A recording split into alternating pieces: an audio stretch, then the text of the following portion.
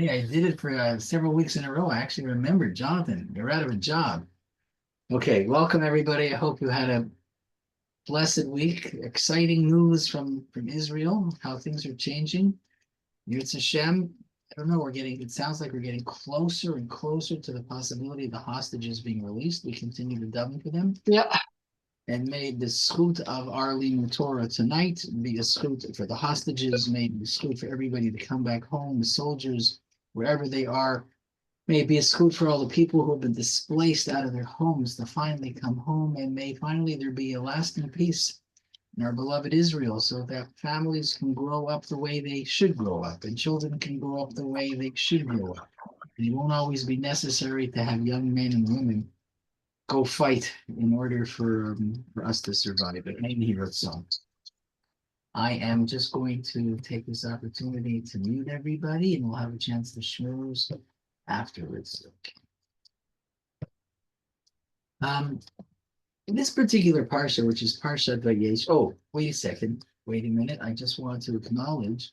Thank you, Marika, because I know that you are sponsoring tonight's Shiur in memory. I believe it's your mother, Aranka. So her neshama should have an aliyah, and you and your whole family should be blessed with long life and good health. And I really deeply appreciate your support and your generosity. So may that also be a source of schut for you and schut for all those who need Yeshua. So let's get into Parsha Vayeshev. I find this a difficult parsha to read. For me, it feels like I'm looking into a family private affairs. It's like the Torah is opening up the drapes and the curtains or the blinds, and we're looking into somebody's living room. And sometimes when you look into people's private lives, the things that you see are disturbing, upsetting. And that's what I feel about this Parsha of Vayeshev. If it weren't for the fact that it's in the Torah, if it weren't for the fact that Hashem says, no, you have to read this Parsha every single year. You have to read it on a Shabbos afternoon, and you got to read it on a Monday, and you have to read it on a Thursday. I don't know whether we should be talking about this. I don't know whether Yaakov Avinu would want everyone to know about the things that he did, which might have been mistakes. I don't know where the Shvatim, the Shiftei Kah, the tribes which gave birth to the Jewish people, I don't know whether we should be talking about the things that they've done that seem to have been the beginnings of such fracture in the Jewish people. I don't know. In some ways, it looks like I'm not going to say peeping Toms, but we're looking at some intimate information that seems to be or might have been private, and yet Hashem says, no, I don't want it to be private. I want you to read it, and I want you to learn it. And as I keep saying, if Hashem asks us to read this parsha, it's not about a family that lived a long time ago in a far off place. And it's so interesting to read a story because we all like stories. It's not that. If Hashem said it's in the Torah and you read it every year, every week, every time this comes around, then it's not a story about them, it's a story about us. And we need to take away certain lessons. So maybe there'll be a few of them that we can take away tonight. Okay, I want to start with sort of like a general overview. Before we get involved in actually trying to understand certain psukim and some questions or thoughts or commentaries, I just want to try to give a little bit of a background to this whole troubling parsha and where it stems from. So, as I said a few minutes ago, this parsha is going to be a parsha that's going to show us a family that's really struggling, and maybe that's one of the reasons we have to read it, because we all have a family. Everybody that's been born has some sort of family. There's a mother, there's a father. Sometimes they're siblings, sometimes they're not. Sometimes there's aunts and uncles, cousins, grandparents. And as we know from, I imagine, many of us, if not from our own personal experience, families sometimes are very difficult. It's not easy. It's not easy. The families in Sefer Bereshit are definitely not easy. The first set of families that the Torah talks about, Cain and Hevel, Shem, Ham, and Yafet, Yitzhak and Yishmael, Yitzhak, Yaakov, and Esav. wow, those are families that when you start reading about them, it seems like there's two sides to each story. There's the good side and there's the less good side. Somehow, in the beginning of the story in Sefer Bereshit, we can point to one of the characters and say, "Oh, that's a good character, positive, midot." And then there's the darker one. There's the one that seems to be more of a villain. So with Yaakov, it was Esav. With Yitzchak, it was Yishmael. And even Shem, Ham and Yafet, the story happened after Noah came out of the Tevah. It's nakedness. And of course, Cain and Hevel. But as we get closer to this part of Sefer Bereshit, it's less and less simple to point out who in the conflict is the good guy, if there even is one. So between Rachel and Leah, is there a good woman? No, they're sisters. Yosef and his brothers. I think we'd be hard pressed to say one of them is really an evil brother. They're not. And a little later on, we're not there yet. I know there's going to be another set of children, Ephraim and Menashe, born to Yosef in Mitzrayim. And then Peretz and Zerach, which we will be reading about in a little while in this Parsha, born to Yehuda and to Tamar, thinking that Tamar was actually a prostitute when he had relations with her. But Peretz and Zerach, as you know, Peretz is, we trace back Peretz to Boaz from the story of Ruth, and Boaz married a woman called Ruth, and Ruth had a grandson called David HaMelech, and David HaMelech we all believe is the ancestor of the Mashiach.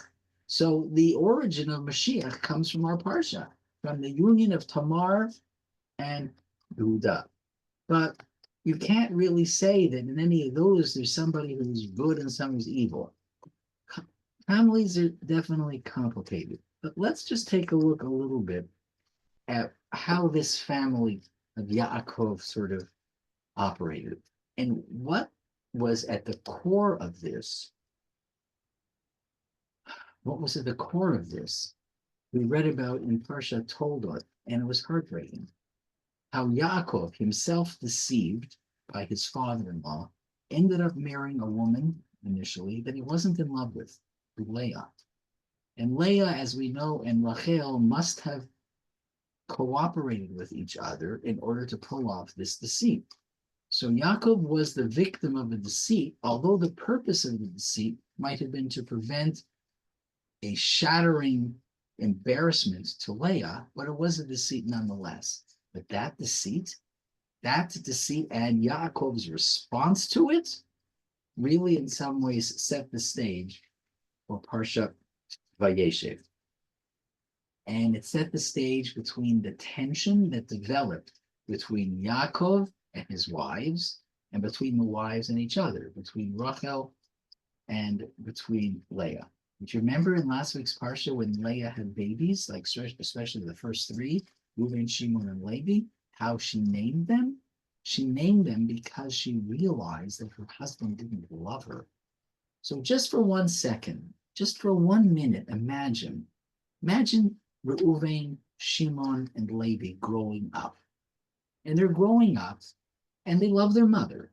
They may love their father too, but they're spending time with their mother. And like all parents do, we tell our stories, right? We talk to our kids.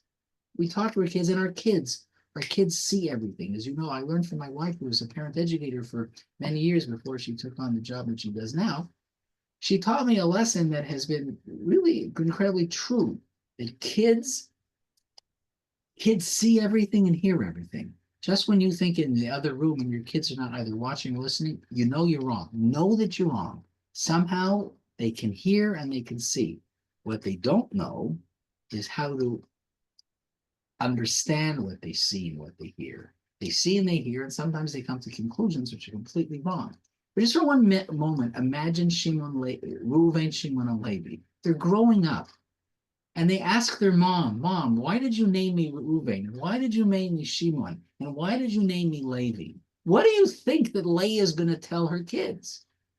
She's going to tell her kids, because your father really abandoned me. He married me. I did something to help your aunt, Rachel. But look what happened. He doesn't love me. And this is what they grow up with. But it's not a lie. This is a truth. And so this truth now becomes part of the family narrative. And you can just imagine how this truth of how the children recognize that their father has a very different relationship between them two mothers, between the two women who have created this family.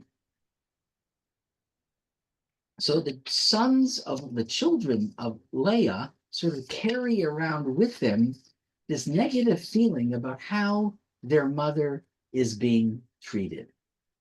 And then Yosef comes along, and Yosef is the son of Rachel.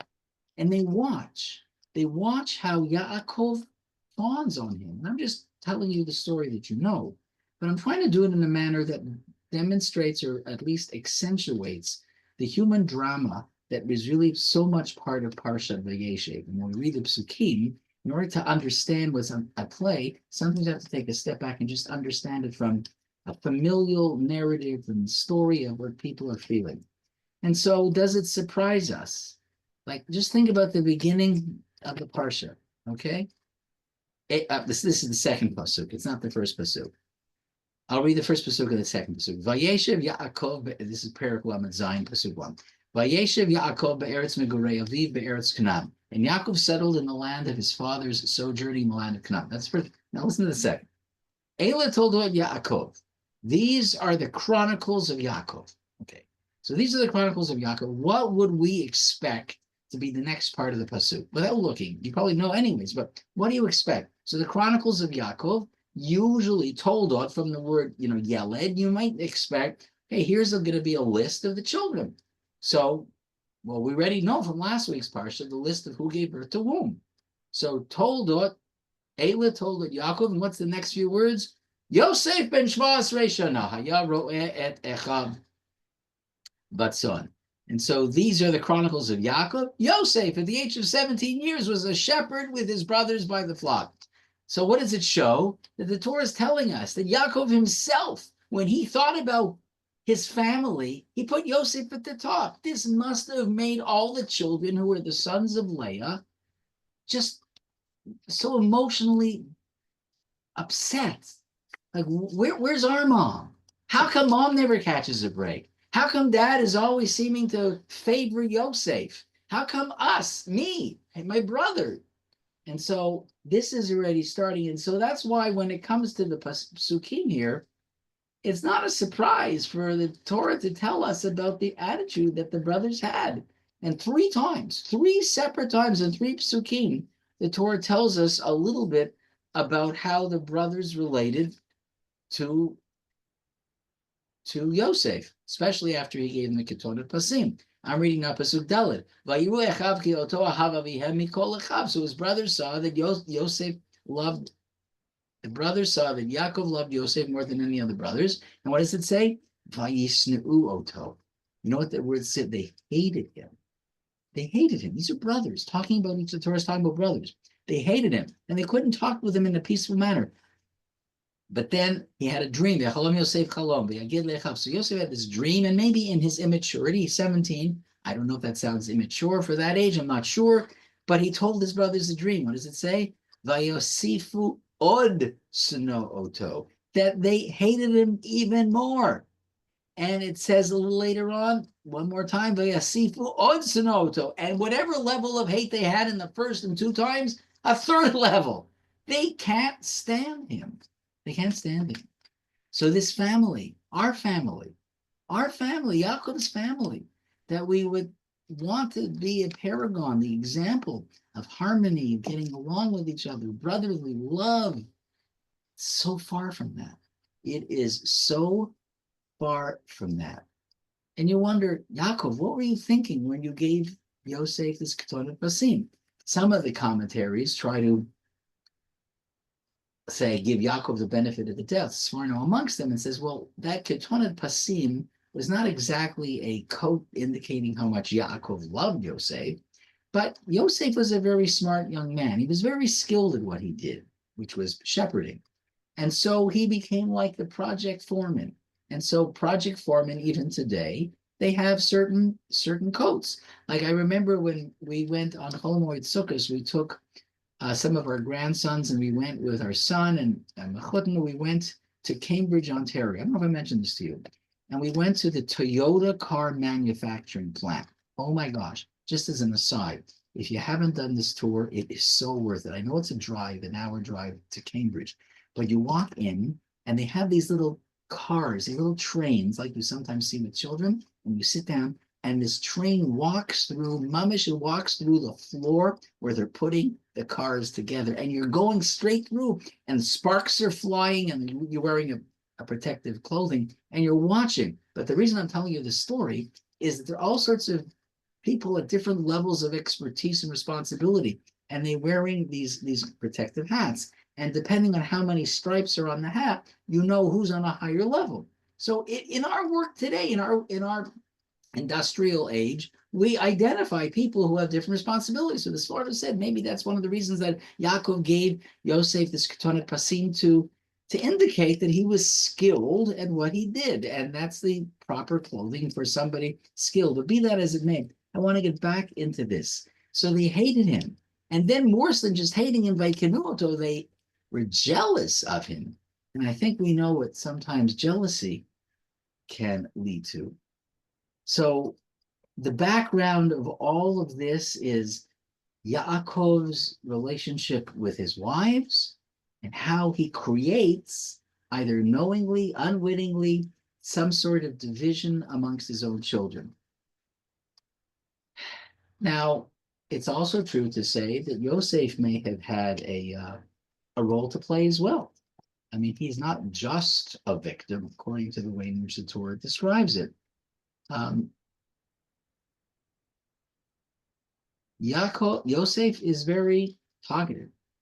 He likes to talk. He likes to share. He's self-confident. He's a good-looking boy, too, according to what the Torah tells us. And he goes around and he's talking and he's muttering and he's saying things and he's casually throwing things out. And sometimes you've been around people like that they just don't know when to stop talking. And worse than not knowing when to stop talking, they don't know what to say. And sometimes they have what's called loose lips. Now, you don't have to say everything that comes to your mind. And you don't understand how hurtful something is to somebody next to you. And they just say it. And you wonder, did you not understand that when you said this to that person that you were hurting their feelings? And Yosef seems oblivious to this. He doesn't get it. He doesn't. So it's not just the way Yaakov ran his family. It's also a little bit about Yosef and the way he sort of didn't quite understand the role that he had to play. He didn't have enough self-restraint. He didn't have the maturity of thought to realize that the things that he's saying may in fact hurt his brothers.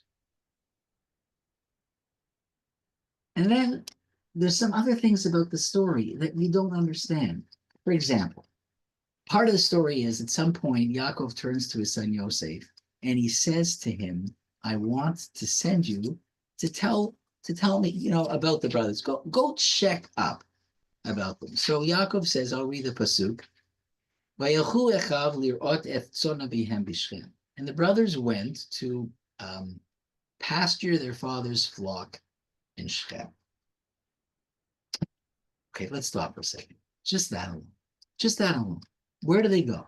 They go to Shechem. So does anybody think that that's an odd place to go? Of course it's an odd place to go. Why is it an odd place to go? Because what happened in Shechem?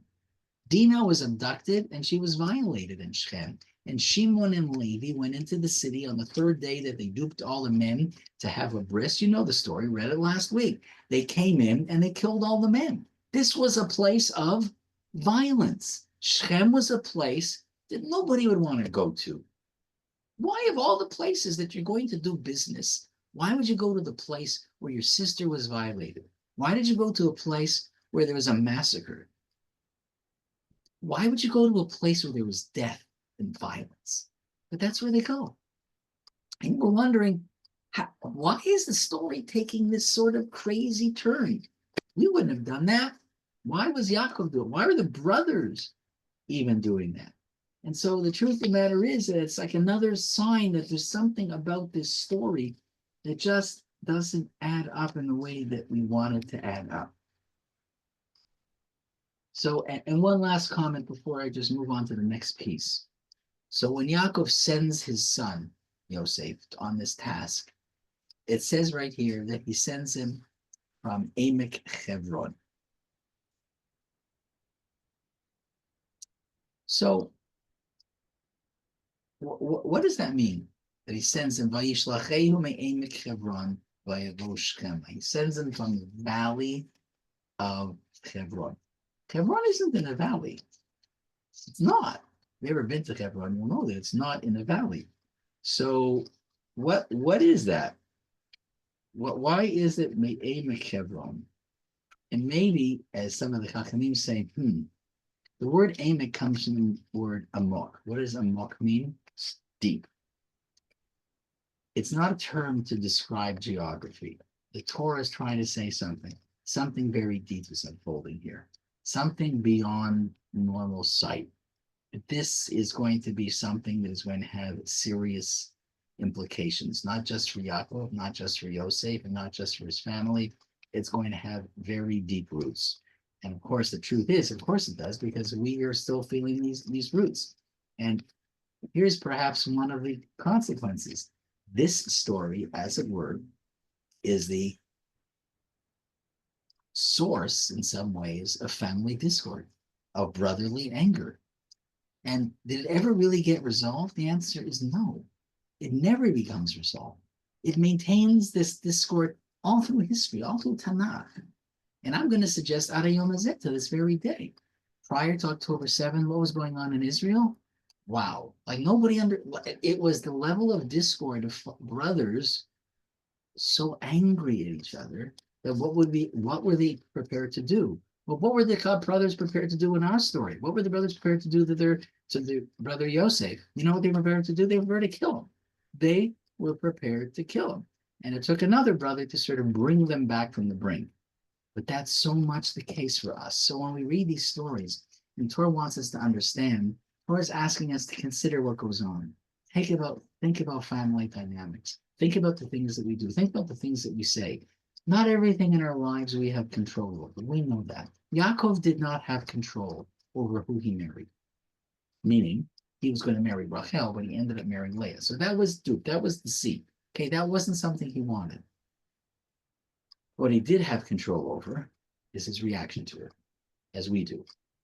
And sometimes if we react in a manner that is not thoughtful enough, we can cause a ripple effect in the area that we don't want. Did Yaakov do that? So, there's a debate about how we should be speaking about our Avot HaKadoshim, our holy ancestors. There are those who say they are so holy, and we who are simply mortal don't understand their greatness. And even though the Torah tells us stories about them, we need to understand that they're on a level far, far above us. And far be it from anybody like me, a puny person like me, or anyone else, to impugn any of our Avot, Avram, Yitzchak, Yaakov, and Sarah, Rivka, Rachel, and Leah. Far be it from me or anyone to impugn any motive or any action that our Avot and Imahot did. Others seem to suggest maybe there is another sign that the Torah is telling us these stories. They're there. The Torah didn't whitewash. There are things in our Parsha that, as I said at the beginning of the Parsha, when you look at it, you say, ooh, not so comfortable for me to read this. It doesn't seem to be too complimentary. So if it's there already, maybe it's there for a lesson for all of us. So be that as it may, that's just a background about the Parsha and what it should be telling us and some of the things. So I want to go now to the Psukim and see what we can do. So let's go back to the beginning of the story, or not the very, very beginning, Perek Lamed Zayin, and I want to start Pasuk Yud Chet. So after Yaakov sends Yosef to go find his brothers, and he's directed by a mysterious person on the road. He comes to his brothers, and here's what it says. I'm reading Pasuk Yud 18, Perek 37, 18.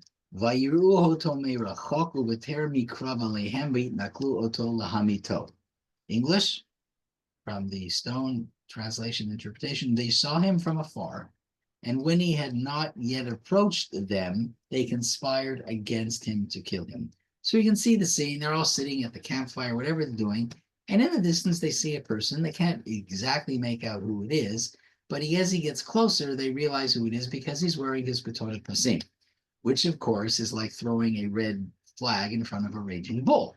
That makes them more angry. So here's Yosef coming, and he's wearing this Getona Pasim. And according to the Torah, they already planned something. They conspire against him. So that idea about conspiring against them, lahamito, means that the brothers were planning to hurt him. They were planning to kill him. But why were they planning to kill him? What is it that they were thinking? What was it that they were thinking about? So, and here you have a machloket amongst the Meforshim, what it was that they were thinking about. So according to the Seforno, the great Italian commentary, the brothers, when it says Vayit Naklu Oto Lamito, that they were conspiring to kill him, it means that the brothers attributed to Yosef the intention to find a basis for discrediting them and ultimately harming them.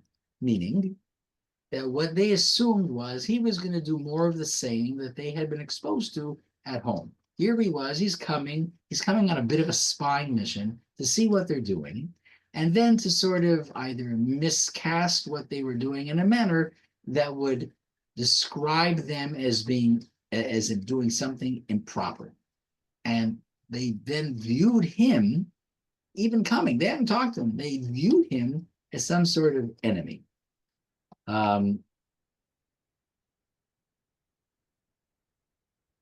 So how tragic is this? How tragic is this? What's the tragedy? The tragedy is they actually didn't know what Yosef was going to say. They didn't give him a chance. Maybe he wasn't going to say any of those things. Maybe he was going to say, hi, Abba sent hi, and he just wants me to say how everybody's doing. So how is everybody doing? They didn't give him that opportunity of even opening his mouth and sharing any message with them because they had made their decision. And their decision was he no doubt is coming to impugn us. He's coming to speak about us badly, to gather information, to take it back home, and to cast us in a bad light, and maybe also cause us harm in some way.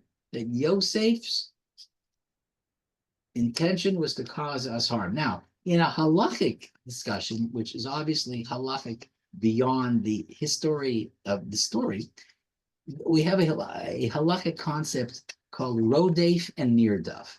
Fascinating idea. Rodef is pursuer, the one doing the pursuing, and nirdaf is the person being pursued. So there's a rodef, running, and the nirdaf, the person trying to get away. So if you, as an observer, were walking along Bathurst Street, Yonge Street, and you see this, you see two people. One is running away, and the other one is chasing that person. Now, you know nothing about what you see. You don't know the person. You don't know where they're from. All you know is somebody's running away and somebody's pursuing them. So you need to make a judgment call as to, well, if you're going to help anybody, who are you going to help? Are you going to help the person doing the chasing and say, okay, I'm going to catch that guy. I'm going to catch that guy who's running. Because the guy pursuing says, stop. He's not saying police. That's not happening. Or would you say, oh my gosh, the person running away needs protection from the person chasing him? So the halacha is actually surprisingly clear. You, the bystander, should side with the person running away and do what you need to do to stop the person chasing after them, the pursuer. The nirdaf is the one that we side with. The rodef is the one we actively try to stop. Now, in that case, the brothers are saying, Yosef is a rodef. He's coming after us. He's obviously looking to harm us. He's trying to harm us by saying bad things about us, maybe making our father think badly, or maybe actually trying to bring harm in another way. So the brothers, in their own minds, may have thought that they were well within their rights to protect themselves against this blabbermouth little boy who seems to be going around and spreading wrong, false rumors about them to their father and maybe to other people. And so Vayinaklu, that they just assume that that's what he's doing. Now, you know what the joke is about, not so much of a joke. Assuming things can be dangerous, but that's what the brothers assume. The tragic part, according to some of the portion, is that may not have been what Yosef was wanting to do. And for some of us too, we don't bother to check things out before we jump to conclusions. We take a look, we assess a situation, we take a look at the people involved, and we make a snap decision. Not just because rodef and nirdaf, which you could say, yeah, well, in this case, we're chasing the we're going to save the near duff, and we're going to jump on the rodef. I understand. But there's a lot of situations in life where it's not so binary as rodef and near duff, the one who's escaping, the one who's chasing. In some situations, we jump to a conclusion about people, about situations, about motives, about who's right, who's wrong, simply because we jumped to a conclusion and we didn't bother to ask the question of what's going on? How can I help? Is this the best way to resolve this? Not everybody wants your help, I know, but that doesn't mean you don't offer it. You, maybe all of us have to sort of get involved in order to make sure that we don't go to the wrong conclusion. Okay.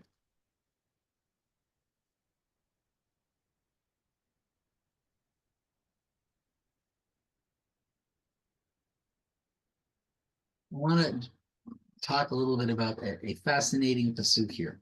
So, as you know, the brothers were intent on killing Yosef. That was their first idea. They were prepared to. I assume, as I said a second ago, that the children of Jacob thought that they had some sort of moral right to do so. It's hard, sort of hard simply to say that they were so upset that they were prepared to murder their brother. Like, that's a hard thing to say. And I feel like, oh my gosh, like, how can I impugn our holy ancestors by saying, yeah, well, they were actually prepared to murder somebody without any just cause?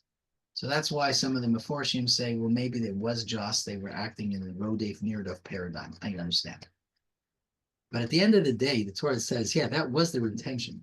However, by Yishma Reuven, Pasuk Chafalot, Reuven heard and he rescued him from their hand. Reuven intervened.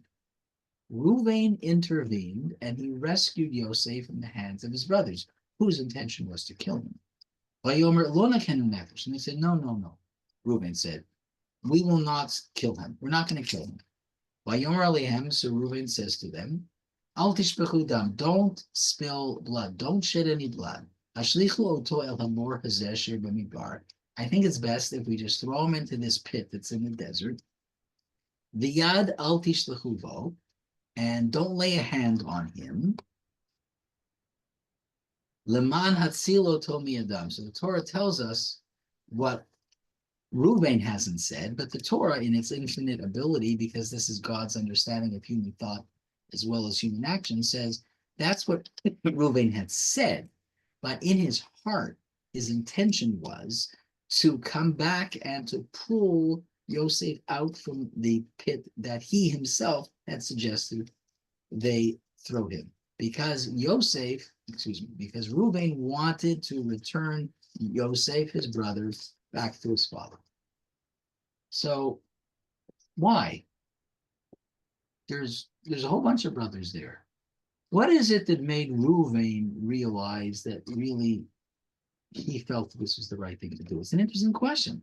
What moved Reuven? What was bothering him? What was on his conscience that wasn't on anybody else's conscience that might have been the impetus for him to step up and to save Yosef more than anybody else? Well, one of the reasons is because Reuven himself understood what it means to come to a snap decision and not to think through clearly and have to deal with the consequences. Because in last week's Parsha, Reuven, a beloved son of his mother Leah, beloved son, and the story that you may know, was so upset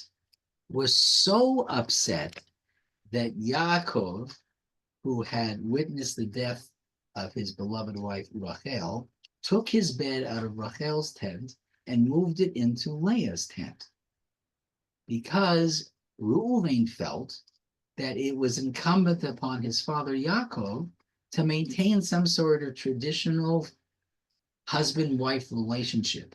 And so he moved his mother's bed, Yaakov's bed into his father's tent. Now that is bold. And the Torah tells us that was just too much. You can't do that. No child should involve themselves in the intimate life of a parent. Not like that. Not like that. That was beyond right. It was not. And so on his deathbed, Yaakov didn't forget what Reuven did. and he labels him impulsive, pachas kamayim. You just flow like water. There's nothing stopping you. And when this happened, he realized that what had happened is his impulsivity overcame him, and he ended up doing something that really affected him for the rest of his life. And so here he was now watching his brothers also somehow succumbing to impulsivity and likely prepared to kill their sibling because of this impulsive anger and hatred towards Yosef. And so Reuven, knowing that he himself had been through this, and he himself had somehow had to bear the shame of all of his brothers, knowing what he had done and his dad's upset. So after having in some ways been set aside, pushed away a little bit because of what he did, Reuven understands what is happening here more than others, and therefore he steps in order to try to stop the tragedy from unfolding. And that's where we're reminded of how sometimes the mistakes that we make, and some mistakes are big, some are not, but those mistakes, and I know this sounds like a cliche, but cliches are cliches because they are so common, that sometimes mistakes are opportunities. And Reuven understood, and he took the opportunity to learn the lesson of something terrible that he had done. And that's probably a lesson for each one of us, that some of the failures that we've done, some of the mistakes that we made in the past, may be actually valuable tools for us in the future. And they can be used to alert us to the mistakes and the pitfalls that we did, and to avoid making the very same mistake again. I want to I think I skipped over something that I really just want to get back to. So I'm sorry if I'm going to jump back for a second, but I realized I didn't mention this. One of the features of Sefer Bereshit is the role of dreams, and there's so many dreams, right? First dream actually that's recorded in Sefer Bereshit comes to a non-Jew, and that's the dream that Hashem sends to Avimelech when Avram and Sarah are there, and Hashem tells Avimelech, "You better not touch this woman Sarah, or you're in big trouble." So that's the first dream. And then, of course, we have a whole series of dreams. Yaakov has his dream when he's escaping from Esau, and that was in Parsha Vayetze, and the dream of the angels and the ladder, Sulam Mutzev Arza. Then now we have Yosef's dreams, then we're going to have Paro's dreams, then we're going to have the butler's dreams, the baker's dreams. There's a lot of dreams in Sefer Bereshit. It's almost like it's a dream analysis book. But there's a very fascinating piece to this that I want to share with you that I think this is a new explanation. I didn't see anybody else sharing this, but it's based on something that I've mentioned before, and I think it's worth just repeating. I shared this as a drasha in the downstairs minion when I spoke, but I didn't share this with our Parsha listeners. So after Yosef tells about the dreams, and remember there's two dreams. So he has a dream, and the first dream is sheaves, and the sheaves are bowing down to his sheaves, sheaf. And then he has another dream, and in the other dream, he sees the sun and the moon and 11 stars also bowing down to him. And he tells this to his father and to his brothers, and the brothers get really angry. And his father says, So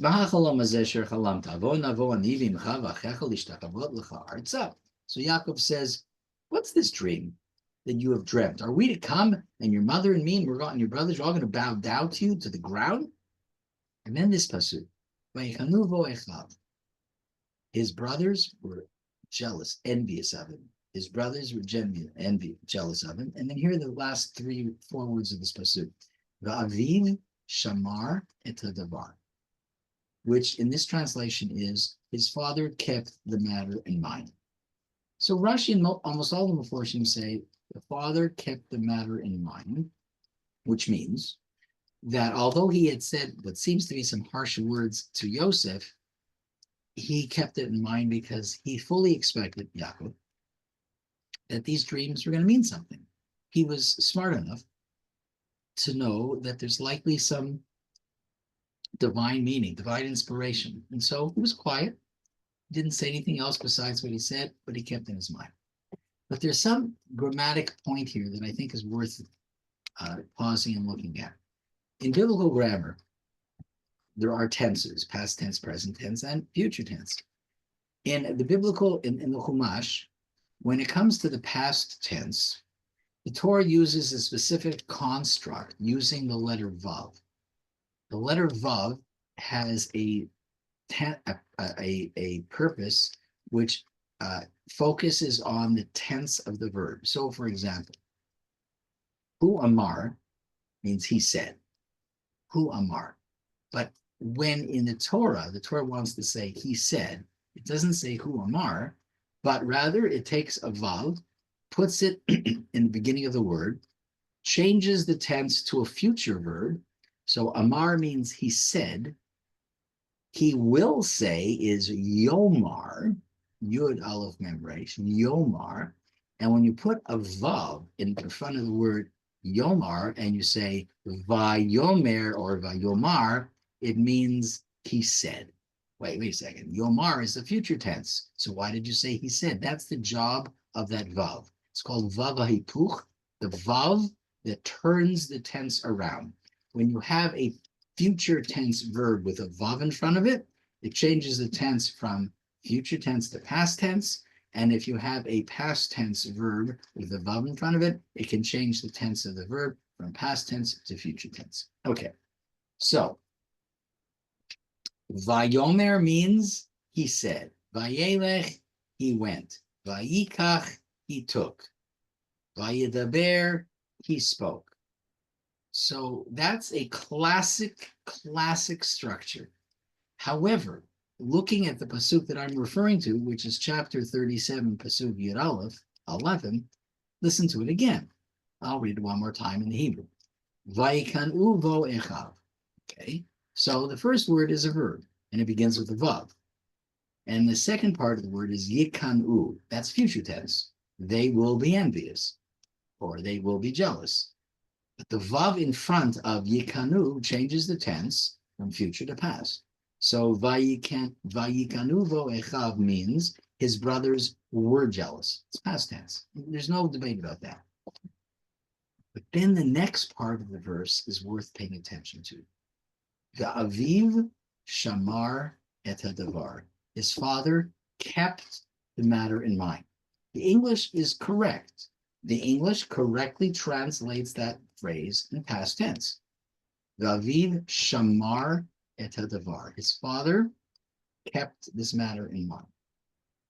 But if in all other places, or the overwhelming number of places, the Torah uses that structure with the letter Vav, like it did at the beginning of the verse, then it should not have said Aviv Shamar et Hadavar. It should have said Vayishmor Aviv et Hadavar. His father kept the matter. But it didn't do that. It used a different sort of tense without the Vav.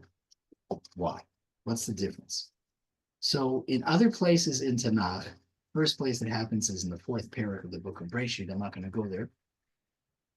Rashi tells us an interesting fact about the various meanings of tenses. So when you use the Vav that I've talked about, it's a plain past tense verb. Vayikanu, they were jealous. Vayishmor, he kept. But it doesn't say Vayishmor, it says Aviv Shamar. So when the Torah uses this structure of the past tense, it's actually not a past tense.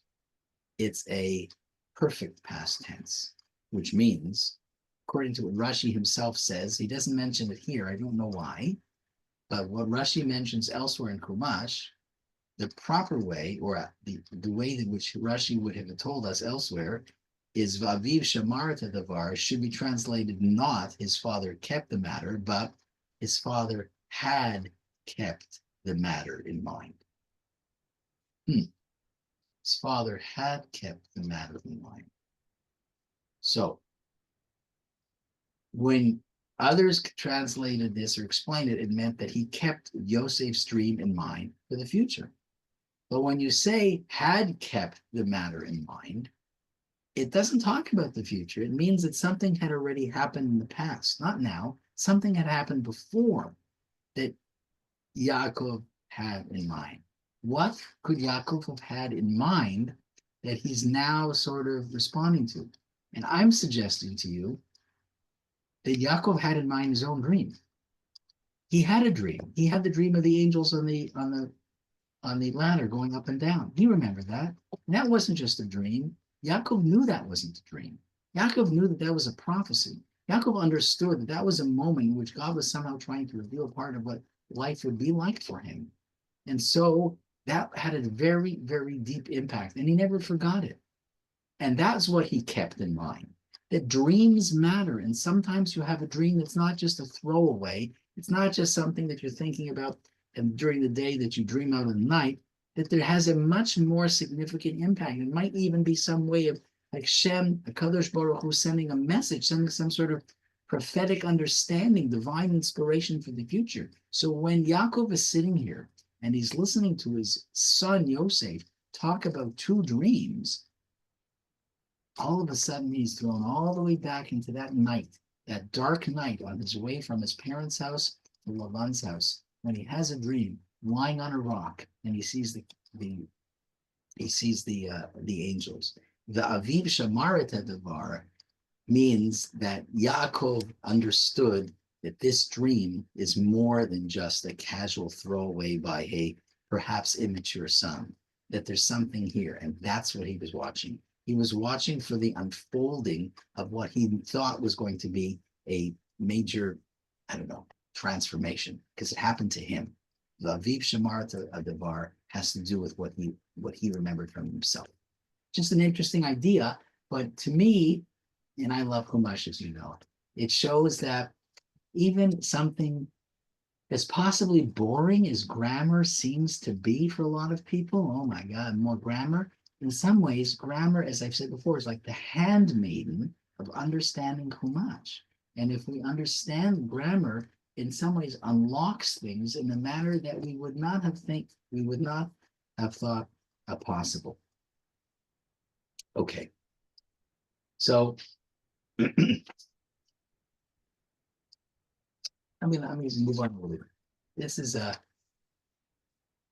an interesting, I think, story. It's and somewhat of a, I think, provocative idea offered by one of the late Roshei Yeshiva of Har Etzion in Israel, Rabbi Yehuda Amital, who, along with the late Rabbi Aaron Lichtenstein, were the two co-founding Roshei Yeshiva of Yeshivat Gush Etzion, Har Etzion Gush, and it's such a popular yeshiva to this day. So many boys from around the world, Toronto, Canada, and the United States and elsewhere, go to study Torah. It has a really profound impact on those who really want to learn.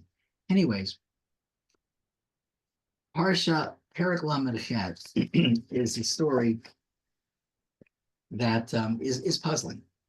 So just to give you the background, one of Yaakov's sons, one of his, not the oldest, he's the fourth son, but he occupies a place of leadership in the family, is Yehuda.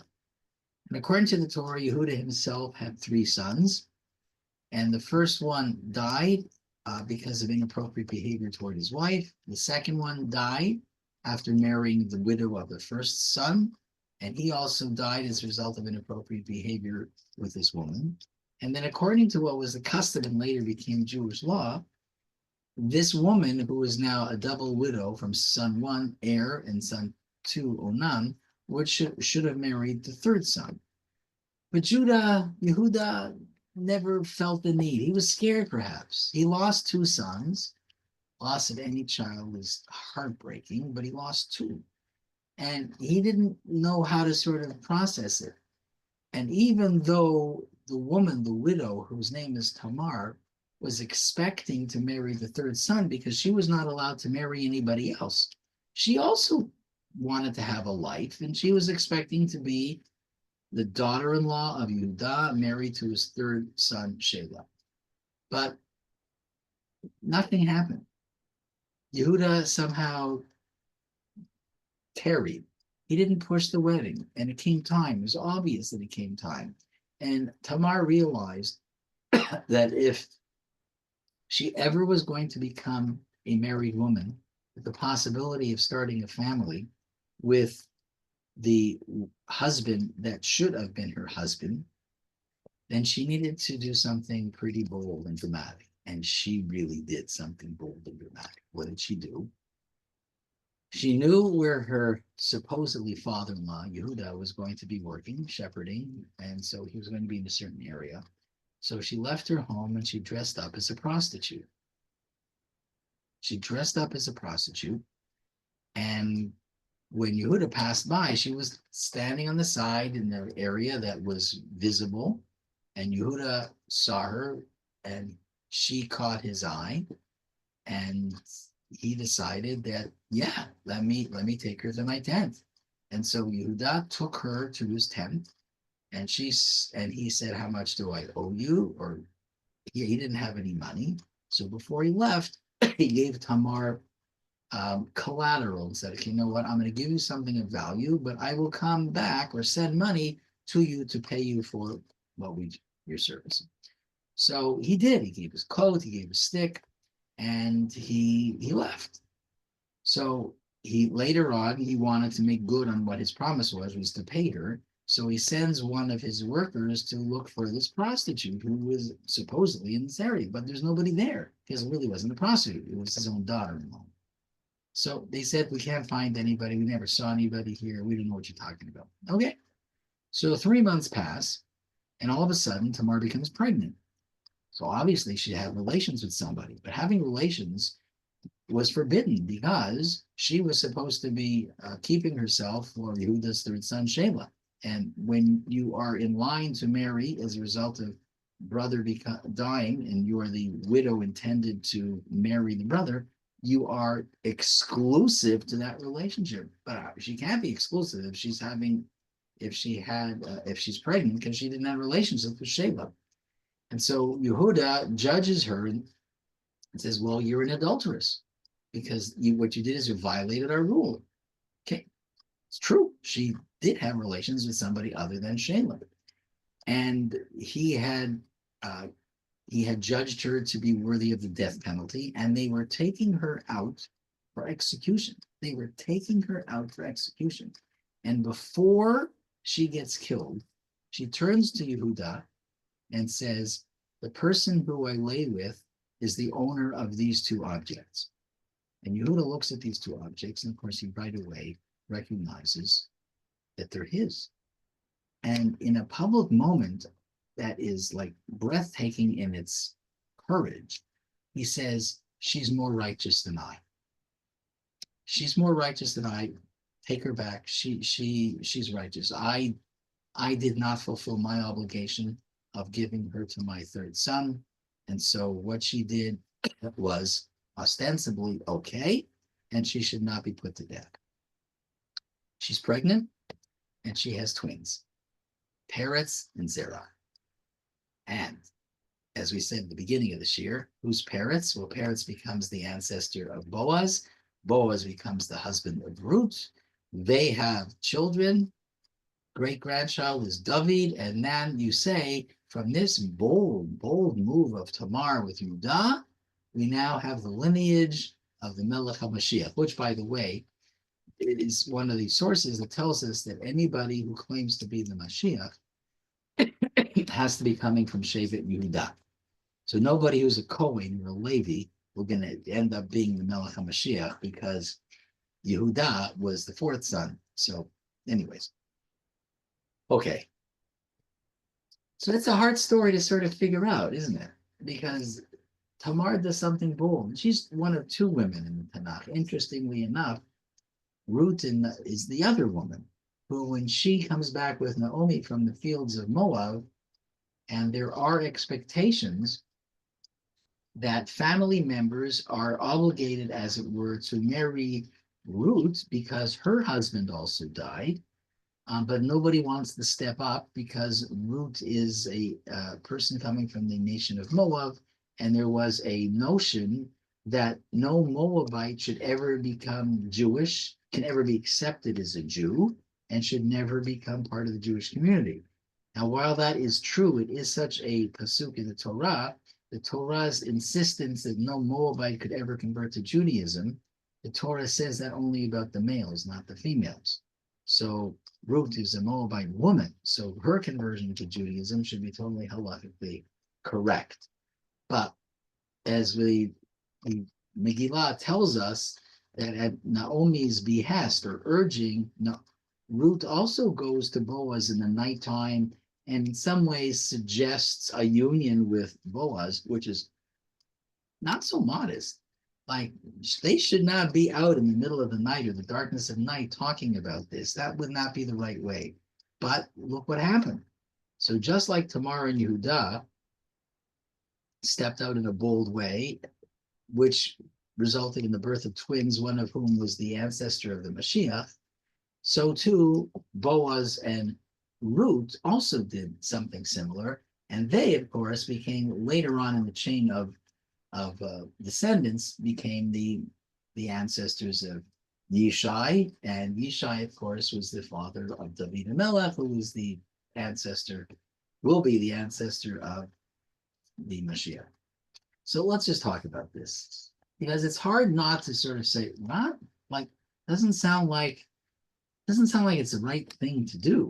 And so why would something that seems to be not the right thing to do have a result, which, I don't know, maybe we could call it a reward, or we for sure say it seems to have, there's a positive outcome to the story. That's for sure. Peretz and Zerach, Peretz and Boaz and Ruth and Yishai and David and Melech and Mashiach. So there is a lineage, there is a line that goes to David Melech, to Mashiach, all the way back to Yehuda and Tamar. So Yehuda Amital cites a comment by the Kotzker Rebbe, and this comment has something to do with the fact that David Melech came from a woman who was a Moabite, just like I explained to you. And the Rebbe, the Kotzker Rebbe, made a comment that the notion of kingship had to be imported from a foreign nation. So what the Kotzker Rebbe is saying is this. David HaMelech, who comes ultimately from Yehuda, and Yehuda, as we know from Yaakov's end of life bracha to Yehuda, says, Yehuda, from you will come the line of legitimate kings of Israel, just from Yehuda. So all kings coming throughout history had to stem from Yehuda, which, by the way, explains what happened after the story of Hanukkah. Hanukkah is coming up, as you know. What do you mean the story of Hanukkah? So the whole story of Hanukkah of Yochanan, of Matityahu and his sons, who were they? They weren't from Yehuda, they were Kohanim. Yochanan, Kohen Gadol, and all his sons. So all the Hashmonaim were Kohanim. They weren't from Shevet Yehuda. And so after the whole war with Antiochus was over, the Hashmonaim assumed the throne in Israel. That was wrong. They assumed the throne in Israel. That was completely against the Masorah, which meant that only people from Shevet Yehuda could be possibly legitimate kings.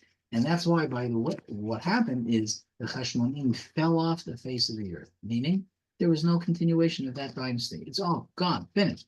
They did great things, the whole story of Hanukkah. They were going to sing and have sukkah and dreidels and teach our kids all these songs. Amazing.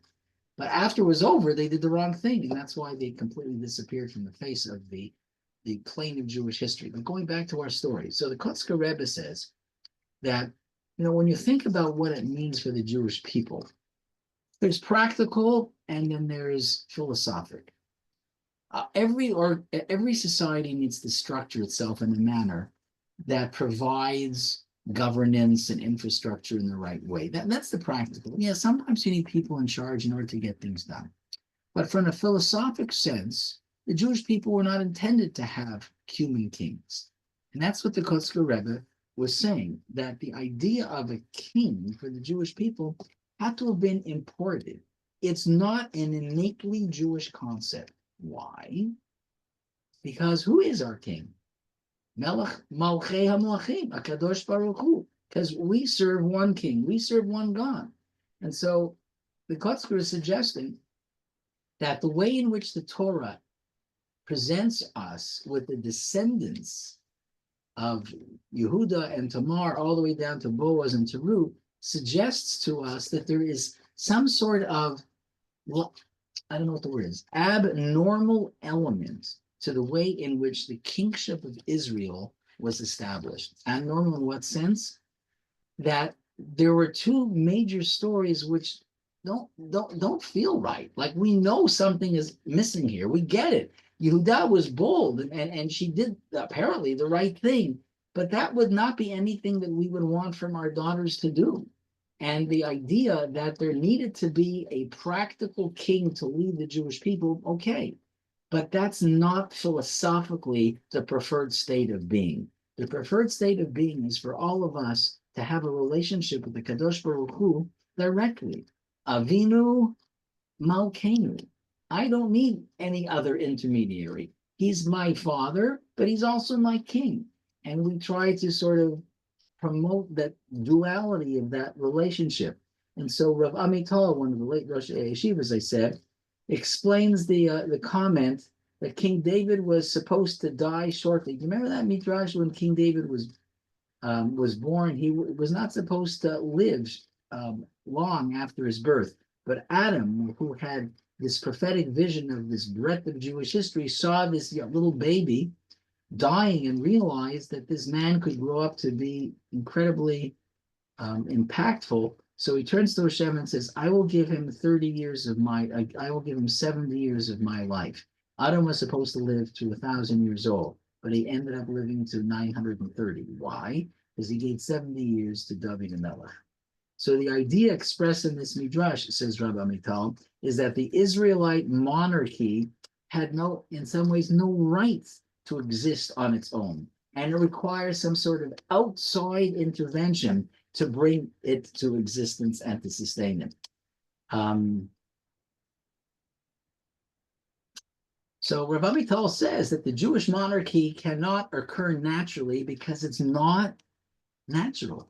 Its origins are somewhat, I don't know, shadowy maybe, because it itself has so many complexities. We believe that all human beings are servants to one God, says Rav Amital, and it's no simple matter to appoint a human monarch who will exert authority over the rest of the nation. Now, I don't know, maybe we need leaders, maybe we need people that sort of push us to another level. That's the responsibility of leaders, but we should never feel that we need to go through a leader in order to connect ourselves to Hashem, no matter who that king was, not David, not Shlomo, no king. That every Jew, no matter where he is, where she is, or no matter how learned or not yet learned he or she is, should never feel that it's the king, it's the people in certain positions of power that have access. And that was one of the great, I think, innovations of the Hasidic movement. They really fought back against the misnagding, the yeshivish Lithuanian tradition, that access came only through intellectual prowess and learning. Those were the people that we needed to emulate. And the Hasidim said, no, the simple guy who's the wood chopper, the simple guy who's the water carrier, the simple guy who's the balagala, he drives the wagon. They have as much access to Hashem as anybody.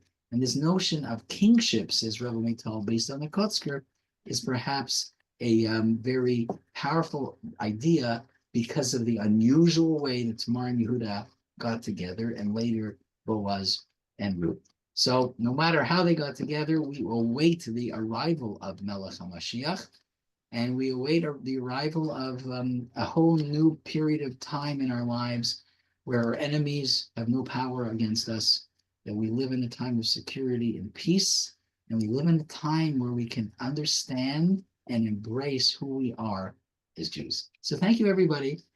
Next 2 weeks, we're taking a break.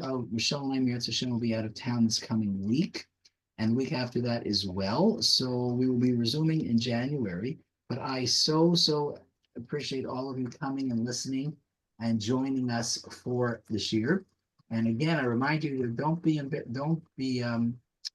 embarrassed to tell your friends. I'm happy to invite as many people as possible and see whatever we can do to spread the news about this year.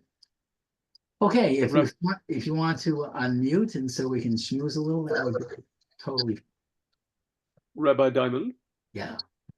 may I just ask you a brief question?